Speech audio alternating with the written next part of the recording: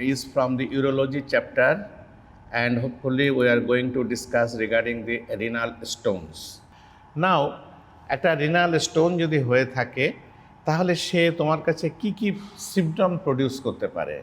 আমাদের পেশেন্ট বলছে একটা ফিক্সড পেইন আছে লেফট রিনাল অ্যাঙ্গেলে, এর বাইরেও আরও কিছু কিছু সিমটম আপনার রিনাল স্টোনের পেশেন্টরা প্রডিউস করতে পারে, সেগুলো আমরা একটু মনে করি। That is there may be severe flank pain, pain may be fixed but pain may be mild to severe হতে পারে।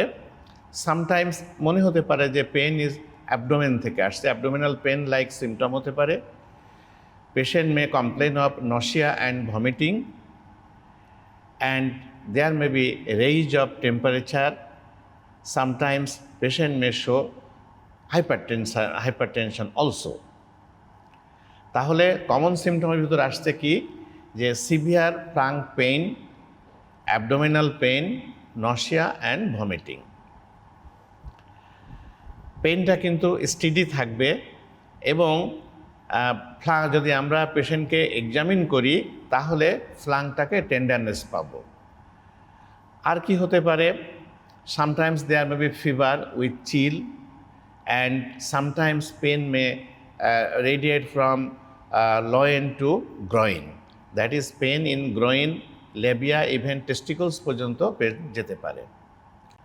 ইউরিনটা কি হতে পারে, cloudy or foul smelling urine pass করতে পারে। পেশেন্ট বলতে পারে যে আমি যে পেশাবটা করছি এটা একটা ফাউল স্মেল আসছে, অথবা ইউরিনটা কালারটা গোলা গোলা মতো। Patient may have dysuria and persistent urge to voiding. ঠিক আছে, these are the common presenting symptoms of a patient having stone. এখানে কিছুটা এই ধরনের পেশেন্ট যখন আমরা পেয়েছি তখন ডিউরিং দি টেকিং হিস্ট্রি আমাদের কিছু এডিশনাল ইনফরমেশান জানার চেষ্টা করতে হবে। What is that, whether they have got any family history, because renal stone follows a family history. কি কি মেডিকেশন সে নিচ্ছে সেটা আমাদের একটু জানতে হবে। কেন জানতে হবে, আমরা আগে জেনেছি যে কিছু কিছু কমন ড্রাগস আছে যেগুলো স্টোন ফর্মেশনে হেল্প করে। পেশেন্টের ফ্রিকোয়েন্সি অফ ইউরিনেশনটা আছে কিনা সে তো অবশ্যই তা কমপ্লেনে বলবে। এবং আমাদেরকে এটাও জানতে হবে whether he experience pain while urinating, সে যখন পেশাব ফিরতে যায় তখন সে পেন পায় কিনা। এবং আরেকটা জিনিস আমাদেরকে জানতে হবে যে সে কী ধরনের ডায়েটে হ্যাবিচুয়েটেড, কারণ কিছু কিছু ডায়েট আছে they have got some relation for the formation of stone. ঠিক আছে, তাহলে এইগুলো এডিশনাল ইনফরমেশান আমাদের পেশেন্টের কাছ থেকে নিতে হবে। নাও আমাদেরকে এখন যখন পেশেন্টের হিস্ট্রিটা আমরা পেলাম, পেশেন্টের এডিশনাল ইনফরমেশানটা পেলাম, ফিজিক্যাল এক্সামিন করে আমরা দেখলাম পেশেন্টের রিনাল অ্যাঙ্গেলে ফিক্সড পেইন আছে তার। নাও আমাদেরকে এবার প্রসিড করতে হবে to establish my diagnosis.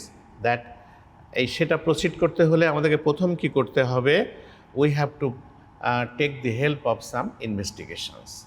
The common investigations we have to suggest that patient may need for an urine analysis. Then we may have need for a X-ray KUB, plain X-ray KUB. Plain X-ray কেওবিতে আমরা কি পাবো, most of the kidney stones are radio opaque, so all the radio opaque shadows become visible on plain X-ray. So if we advised him for a plain X-ray KOB region, then obviously we will get the shadow in the kidney. So এখান থেকে আমাদের একটা ডায়াগনোসিসে help হচ্ছে যে we are getting a shadow, radio opaque shadow in the renal area. Then we may have another option to take help of ultrasonography. Ultrasonography আমাদেরকে locate করতে পারবে যে হ্যাঁ এটা শ্যাডো আছে, লোকেশনটা আমাদেরকে বলবে। অ্যান্ড নাওএডেজ আমরা এখন আল্ট্রাসোনোগ্রাফির হেল্পটা আমাদের কাছে আগে খুব বেশি প্রাধান্য ছিল, বাট নাওএডেজ এটাকে সুপারসিড করে এসছে কি নন contrast city, non-contrast CT scan of the KOB region. Non-contrast CT scan of the KOB region is now the mostly important investigation for the detection of stone. নাও এই পর্যায়ে এসে আমাদের ডিটেকশানটা কমপ্লিট হয়ে গেল। যদি পেশেন্টের যে লোকেশানে আছে, যে লোকালিটিতে আছে, যদি সিটি স্ক্যানটা অ্যাভেলেবেল হয়ে থাকে এবং সে যদি অ্যাফোর্ড করতে পারে, তাহলে better to perform a non contrast CT. এরপরে আমাদের অ্যানাদার থিং, আমাদেরকে এখন প্ল্যান করতে হবে for treatment. But before going to plan treatment, we have an another option of investigation, that is intravenous urogram, IVU, intravenous urogram. এটা এখনও widely perform করা হয় এবং এটা অলমোস্ট যে কোনো একটু ভালো সেন্টারে এটা করা সম্ভব। IVU এক্সরেটা করলে আমরা দেখতে পাবো কি, যে কিডনির যে এক্সক্রিটরি সিস্টেমটা আমরা দেখতে পাবো, সেখানে কোনো জায়গায় কোনো অবস্ট্রাকশান করছে কিনা স্টোনটা, বা এটা আমরা খুব সুন্দরভাবে দেখতে পাবো। দ্যাট ইজ কোথাও হাইড্রোইউরেটার, হাইড্রোনেফ্রোসিস হয়ে আছে কিনা সেটা আমরা বুঝতে পারবো। তাহলে এই these are the common investigations we commonly perform to establish our diagnosis before going to treatment. Now question of treatment. এখন আমরা যদি ট্রিটমেন্টে যেতে চাই, তাহলে আমাদেরকে কি করতে হবে? আমাদেরকে প্রথমে স্টোন ম্যানেজমেন্টে যেতে হবে। স্টোন ম্যানেজমেন্ট বলতে কি বুঝি আমরা এখানে? কারণ পেশেন্ট আমাদের কাছে এসেছে একটা সিভিয়ার পেন নিয়ে এসছে। এখন এই পেশেন্টকে যদি আমরা বলি হঠাৎ করে প্রথমে এসে ইনভেস্টিগেশন করার পরপরই, বা যদি ইনভেস্টিগেশন আগে সে তো একটা অ্যাকিউটনেস নিয়ে আমার কাছে এসেছে, আমি তাকে সাজেস্ট করলাম যে ভাই আপনি যান, ইউরিন পরীক্ষা করে আসেন, আপনি প্লেন এক্স-রে করে আসেন, আপনি আলট্রাসোনো সিটি স্ক্যান করে আসেন, IVU করে আসেন, বা what ever the things. But all the investigations need some time to pass.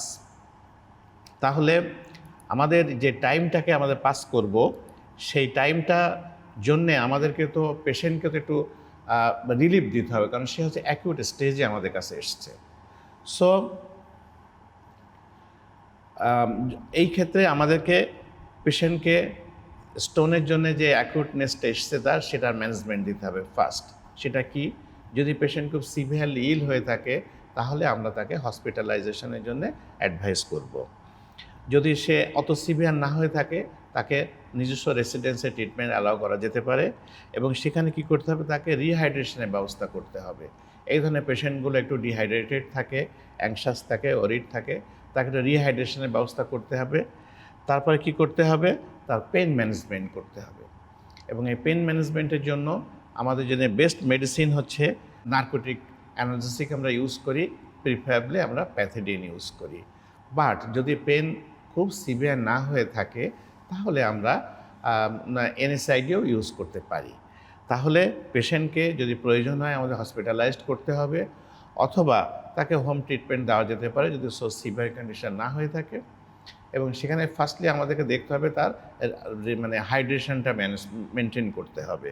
If necessary he may need rehydration. আর কি করতে হবে? তার পেন ম্যানেজমেন্টের জন্য আমরা নার্কোটিক অ্যানালজেসিকটা প্রিফার করব। যদি পেন সো সিভিয়ার না হয়ে থাকে, সেক্ষেত্রে আমরা NSAID ইউজ করতে পারি। যখন NSAID ইউজ করব, তখন অবশ্যই আমাদেরকে অ্যান্টি আলসার ড্রাগ ইউজ করতে হবে। আর যে নার্কোটিক ড্রাগ ইউজ করি, তাহলে আমাদেরকে অ্যান্টিএমিটিক ইউজ করতে হবে। নাও অ্যানাদার থিং, যে such type of patient have got some infection in the urine, so we have to use a broad spectrum antibiotic also.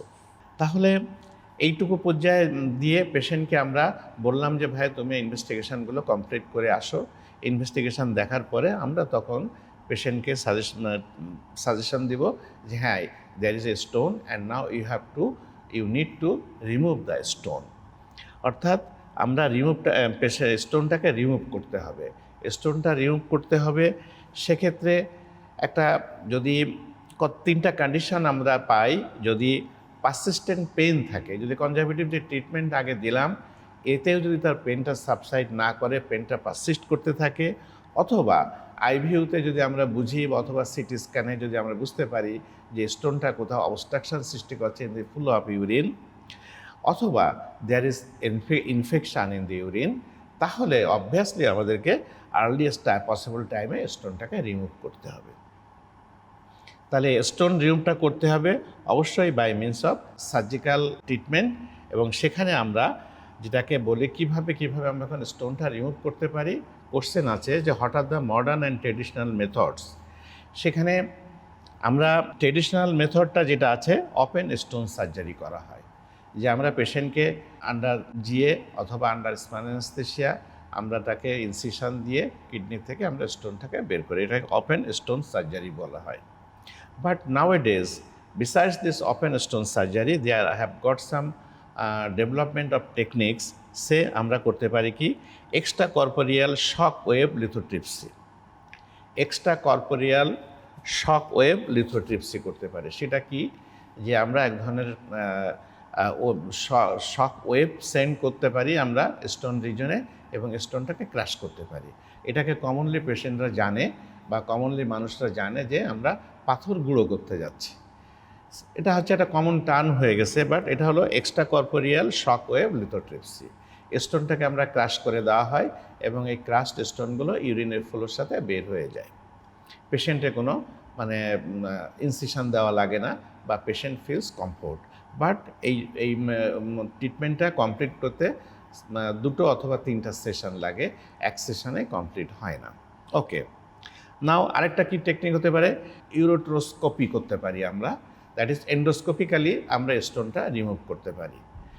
আচ্ছা, আরেকটা কি করতে পারি আমরা, পারকিউটিনিয়াস নেফ্রোলিথোটমি করতে পারি, that is percutaneous laparoscopic method দিয়ে আমরা স্টোনটাকে রিমুভ করতে পারি। This is the best and safe way. Now it is practicing in some selected centres, not available in the periphery, only available at Dhaka in our country. So তাহলে আমাদের কি হচ্ছে, traditional method ছিল যে open stone surgery, and modern ওয়ের ভিতরে আমরা কী কী করতে পারছি, মডার্ন ট্রিটমেন্ট ওয়েতে আসছে extra corporeal shock wave lithotripsy, আমরা এন্ডোস্কোপিক্যালি স্টোনটাকে রিমুভ করতে পারছি, অথবা পারকিউটিনিয়াস নেফ্রোলিথোটমি করতে পারছি। তাহলে these are the treatments of stones. স্টোনটাকে আমরা রিমুভ করলাম, স্টোনটা রিমুভ করেই যদি আমরা পেশেন্টকে বলি যে হ্যাঁ তুমি এবার বাড়ি চলে যাও, এখন তুমি স্বাভাবিক লাইফ লিড করো, তাহলে বোধহয় কিছুটা অসম্পূর্ণ থেকে যাবে। পেশেন্টকে কিছুটা সাজেশান দিতে হবে, পোস্ট অপারেটিভ পিরিয়ডে পেশেন্টকে সাজেশান দিতে হবে যে you have to take plenty of fluids every day, that is commonly over 2 litres fluid তোমাকে প্রতিদিন কনজিউম করতে হবে। আর কি বলতে হবে, যে তাকে কিছু খাবার অ্যাডভাইস করতে হবে যে খাবারগুলো স্টোন ফর্মেশনে, ফার্দার স্টোন ফর্মেশনে প্রিভেন্ট করে। সেই খাবারগুলোর মধ্যে কী কী আছে, 1 নম্বর আছে বেসিল। বেসিলটা কি আমরা কি কেউ তোমরা কেউ জানো? বেসিলটা হলো এক ধরনের হার্ব, যেটা কমনলি আমরা বলি পুদিনার পাতা অথবা তুলসী জাতীয় পাতা। এগুলো স্টোন ফর্মেশনকে প্রিভেন্ট করে, এটাকে আমরা তাকে হ্যাবিট করতে বলতে পারি। আরেকটা আছে কি সিলারি, এটা কি জিনিস, এটাও এক ধরনের শাক, ভেজিটেবল এক ধরনের। তারপরে আছে কি অ্যাপেল, আমরা আপেল খেতে বলতে পারি। আর কি গ্রেপস খেতে বলতে পারি, আঙ্গুর খেতে বলতে পারি। আরেকটা আছে পমিগ্রেনেটস। পমিগ্রেনেটসটা হলো কি এক ধরনের ফল, যেটা আমার ডালিম জাতীয় যে ফল, সেগুলোকে আমরা বলি পমিগ্রেনেটস। এইগুলো আমাদেরকে স্টোন ফর্মেশনে প্রিভেন্ট করে এবং এগুলো কিন্তু কমনলি আমরা পাওয়া যায়।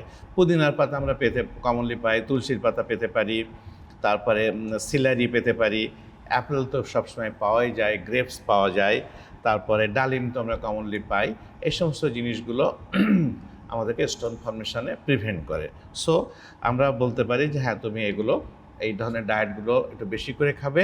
আর একটা জিনিস বলতে পারি যে তুমি তাকে আমরা ভিটামিন B6 সাপ্লিমেন্টারি দিতে পারি, কারণ ভিটামিন B6 স্টোন ফর্মেশনে আমাদেরকে প্রিভেন্ট করে। সো তাহলে আমরা কি করলাম, তাকে পেশেন্টকে প্রথমে সে অ্যাকিউটনেস আসছে তার ট্রিটমেন্ট করলাম, ইনভেস্টিগেশন কমপ্লিট করলাম, তারপরে তাকে তার স্টোন রিমুভ করলাম। স্টোন রিমুভ করার জন্য ট্রেডিশনাল ওয়ে, মডার্ন ওয়েটা আমরা ফলো করলাম। আফটার রিমুভিং স্টোন তাকে আমরা কিছু লাইফ মডিফিকেশনের জন্য কিছু সাজেশান দিলাম। সেখানে কি থাকছে, প্লেন্টি অফ ফ্লুইড, তারপরে কিছু ফুডস তাকে বেশি করে খেতে অ্যাডভাইস করলাম যেগুলো স্টোন ফর্মেশনে প্রিভেন্ট করে। একটা ড্রাগ দিলাম তাকে ভিটামিন B6, যেটা তাকে স্টোন ফর্মেশনকে প্রিভেন্ট করে। সো দিস লেভেল এই পর্যন্ত গেলে আমরা একটা পেশেন্টকে কমপ্লিট করতে পারলাম যে হ্যাঁ এখানে তুমি বা আমরা হয়তো তাকে ট্রিটমেন্টটা এন্ড করতে পারলাম।